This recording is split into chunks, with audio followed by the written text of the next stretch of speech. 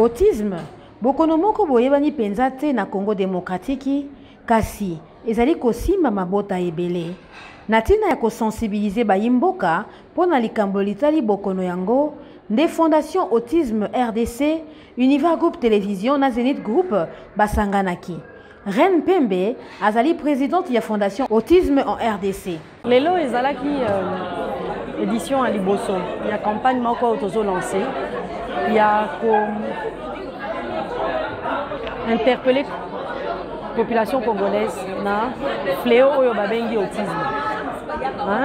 C'est important que tout bimisa likambo makasi et surtout but nangai penza na kati ya campagne ezali penza ko sololana bakonzi mboka population congolaise en général pour créer neti na français to benga neti synergie mais wana ezali alinga na ko loba lokwa to créer neti mouvement moko ensemble o penza mutu na mutu alla tadikama na nzoto po tozala ensemble po to avancer ba o ba kipara makambo scolaire o bazana ba compétence na o eza nécessaire pour la bana o baza autiste na classe baye ba o baza doué na social parce que bazali peut-être za domaine na bango baye ba o bazali na moi chance à la création de l'emploi baye c'est-à-dire ba domaine eza ebele mais nazo senga vraiment à travers les campagnes mokonzi leta yoka biso pe asangisa biso esika moko poto travailler ensemble pour na cause babengi autisme afin que condition ya mwana moko na moko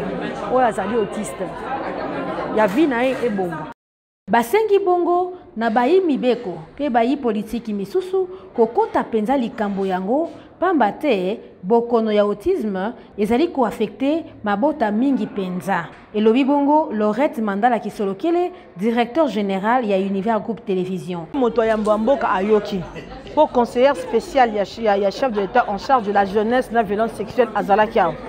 Ba députés et sénateurs ba bazali ba lobe na biso bazalaki aw. Bango nyos babimi na mai na miso.